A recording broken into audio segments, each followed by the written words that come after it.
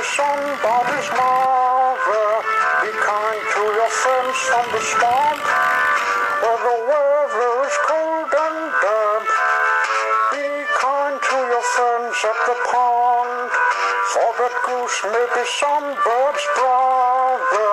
Be kind to the frogs and those with the fins, so they'll want you to come back again.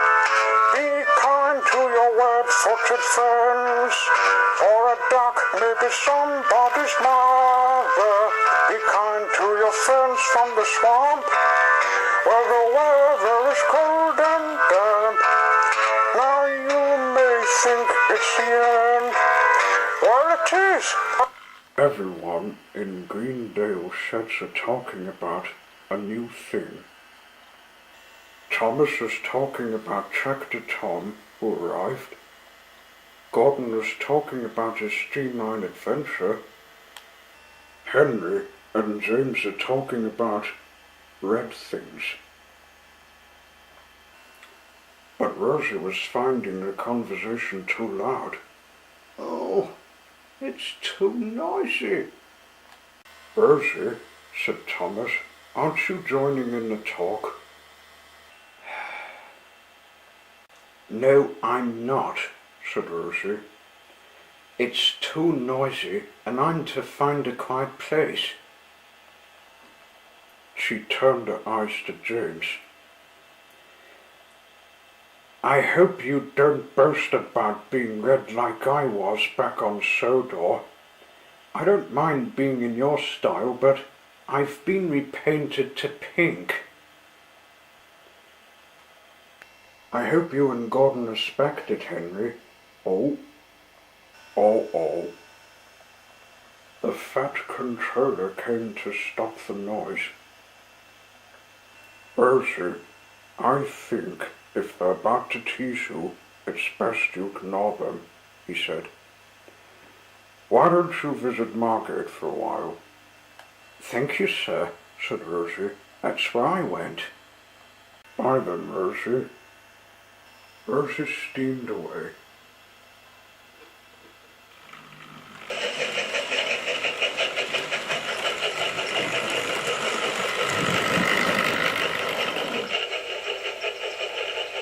Was it something we said? Said Henry.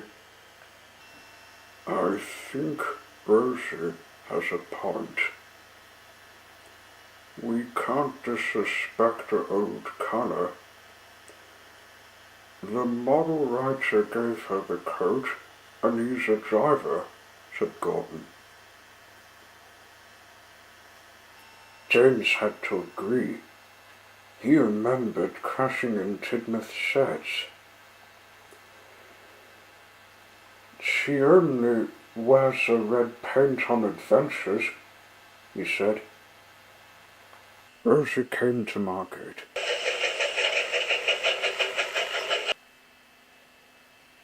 The town was by the sea, and Gordon's Lake was up and away in the high woods.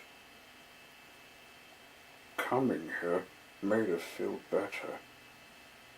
I'm glad you can visit Margate, said me, who was a driver. Rosie continued on to the top woods.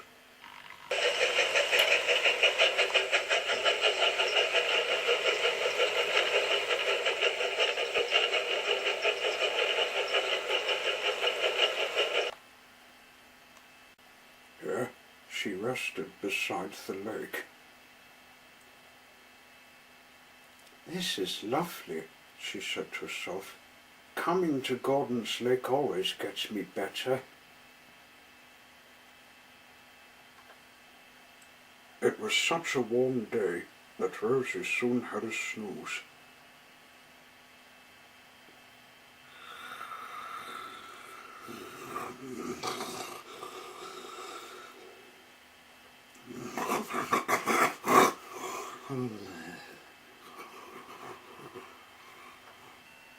There were some tracks in the lake. Tracks in the lake? They weren't in there before.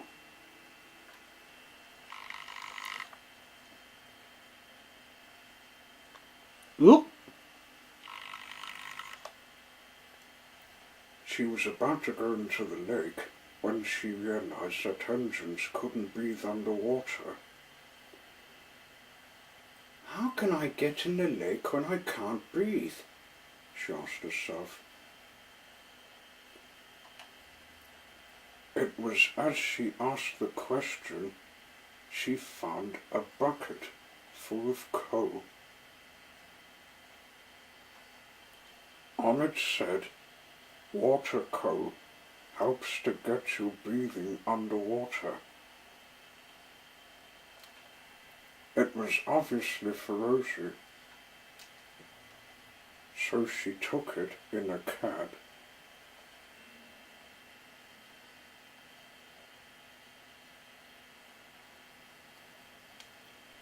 When it was put inside a fire, she went to the edge of the lake.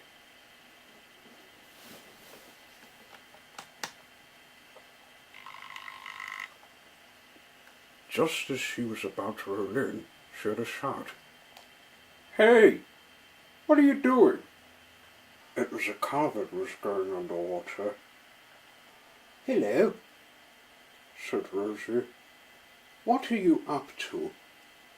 "I'm to look for a monster," said the car.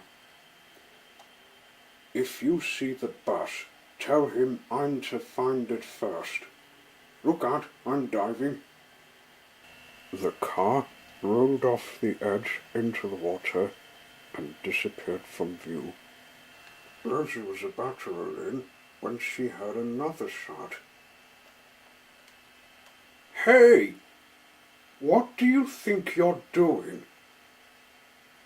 It was the bus going underwater too. "I'm to look for a monster," he said. "If you see the car, tell him I'm to find it first. Look out, I'm diving." The bus rolled into the water and disappeared from view as well. What do they mean about searching a monster? Just away from the lake, Minuet, the little silver pony, was sitting beside a tree. Hello, she said. Are you looking for the monster? I don't know anything about a monster, said Rosie. Tell me about it. Miniuni and Ancon say this lake is a home to a Lake Ness monster. The car and bus have come to get a photo to see what it's like, said Minuet. It's a sort of race, only underwater.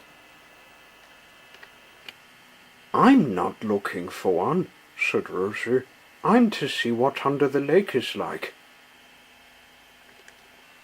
Rosie rode to the edge of the lake, went down the slope, and dived.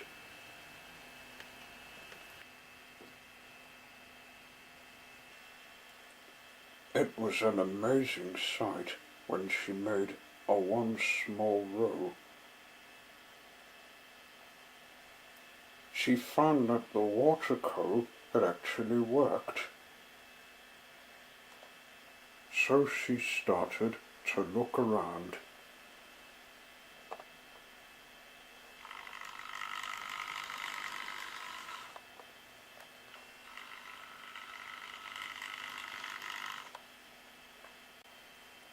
There were little bushes beside the track, and a shark swimming beside it. "Oh, I don't like that fish," thought Rosie, but luckily it was sleeping. Rosie continued on looking round.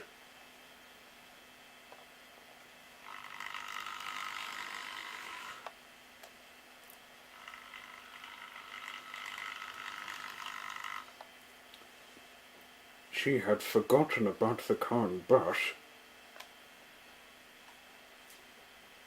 till they appeared beside her. Oh, those road machines are such a nuisance, said Rosie. She noticed them not seeing her or the track. It gave her an idea that it could lure them to where she was going. After waiting for them to leave, Rosie continued on.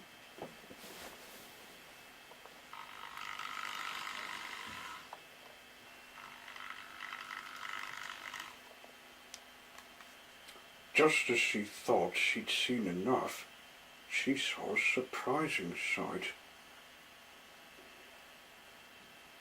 It was a sea pony. She was sitting on a rock, listening to a shell. "Hello, Twilight," said Rosie. "What are you doing in the deep water? And what happened to you?" "I've been doing up a new spell to make myself look like a sea pony," said Twilight. "It's really cool." "What are you doing in the deep water? Engines can't breathe." "I found some coal that shows an ability." "What's that you got?" "It's a seashell. I'm looking for one that Grampus likes to have for his birthday." "Oh, I like to find one." "Doesn't it look normal?" "No. You can listen to what's not at the sea." "Over there's a pile of shells." "Oh, I'll have a look."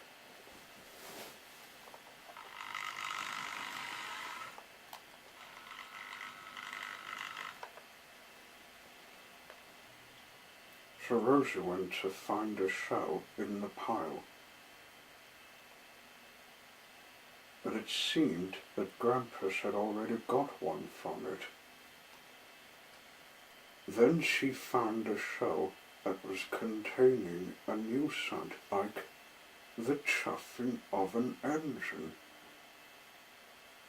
"Grampus will like that one," said Rosie. "Follow me," said Twilight. "There's a cave.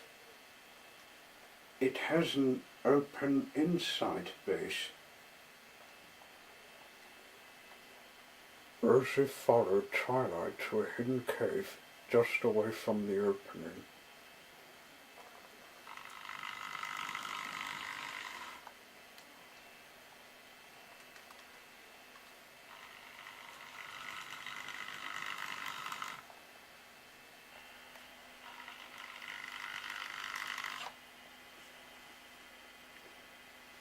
When they got inside the cave, they found the sub.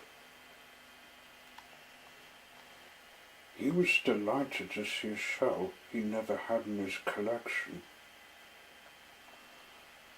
Then Rosie noticed something big, fat, and wriggly beside him. "Is that the monster the bus and car are looking for?"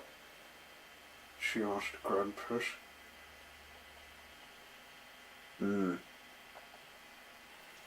"Yes," said Grampus. "He's my friend, and he doesn't like to come out due to them looking for it. I do wish they could leave it alone."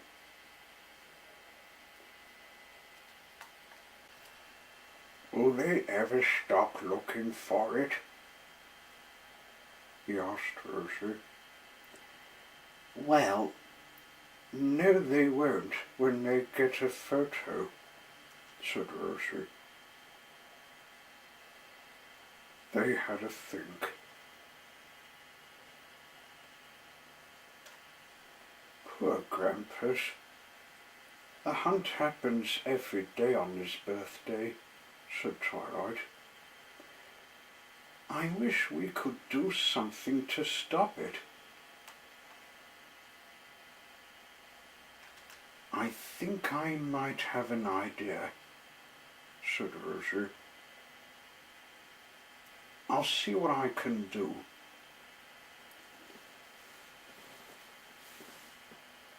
She went back to where she dived at the edge.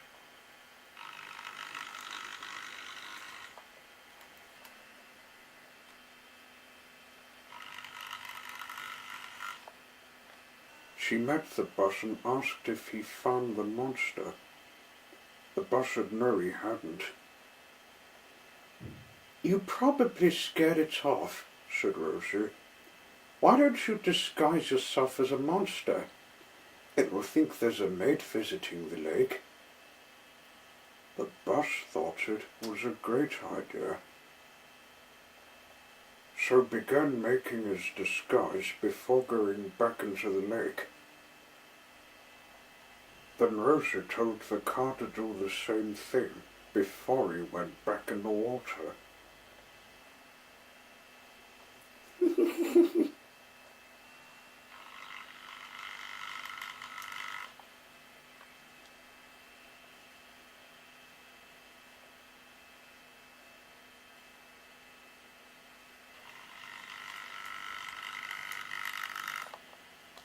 She went back to her friends and told them about her plan.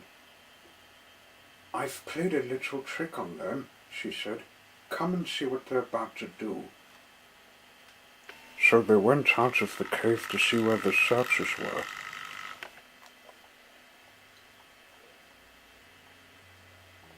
Ouch!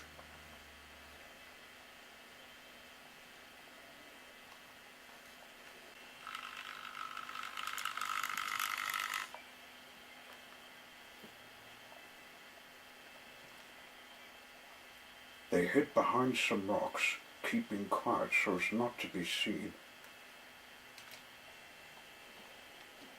A monster came lurking in their eyesight.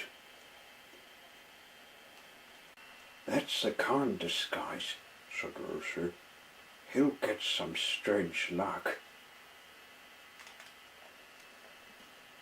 Then another monster came lurking in their eyesight.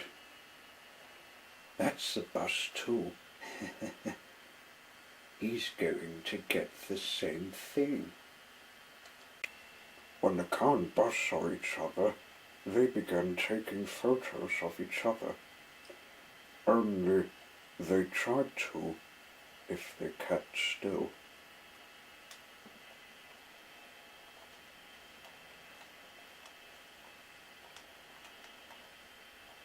At last, when they thought they got a photo, they left. That will teach them to hunt the monster, said Twilight. Now he can have peace, said Grampus. I'm glad I could help, said Rosie. Time for me to get out of this lake.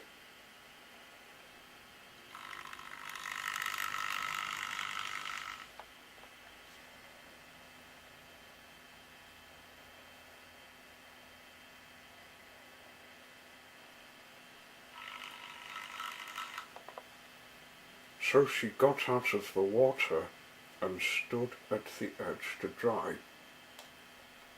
She saw the bus and car leaving.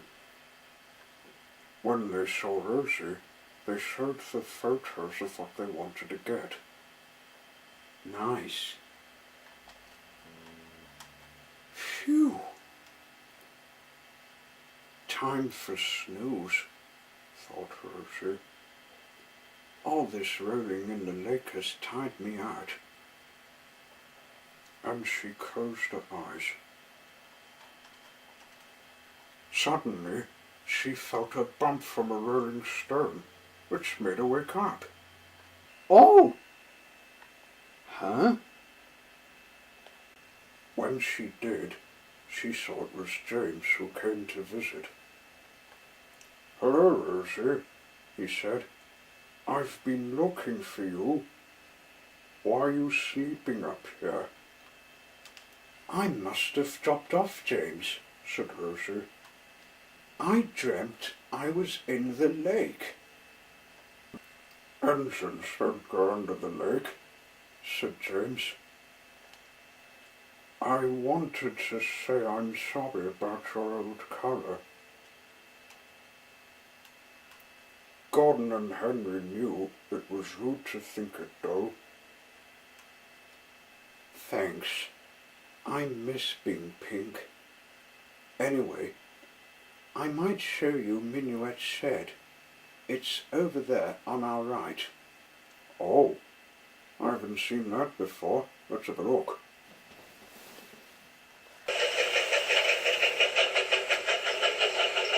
James went to see the shed, but before Rosie followed him, Huh? she found what appeared to be a shell in a cab. It was one of the non-seashells in the sand as a dinosaur. Wow, this is cool, said Rosie. I might keep it with me. I wonder how it got in my cab. She seemed puzzled at first. How could a shell be stored on a footplate? Anyone would have an idea just to leave something behind, almost like an X marking a spot. Then, with realization hitting her, remembered everything in a dream.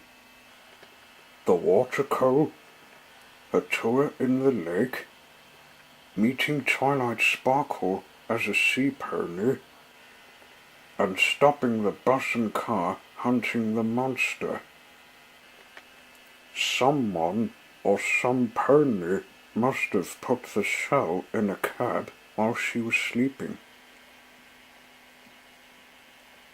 She had a grin.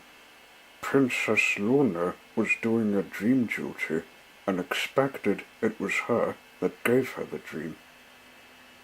Wherever you are, Luna, this is a wonderful surprise, she called out. And she went to find James at Minuet's shed. Watching from behind a tree, Luna was grinning, pleased her gift idea had worked. She walked back into the long shadows of the trees and vanished.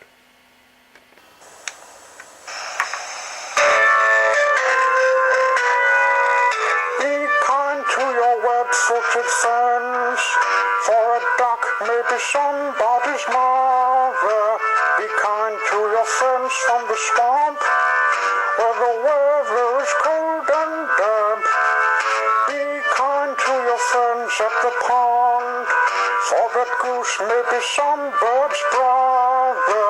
Be kind to the frogs and those with the fins, so they'll want you to come back again. Be kind to your web-footed friends, for a duck may be somebody's mother. Be kind to your friends from the swamp, where the weather is cold and damp. Now you may think it's the end.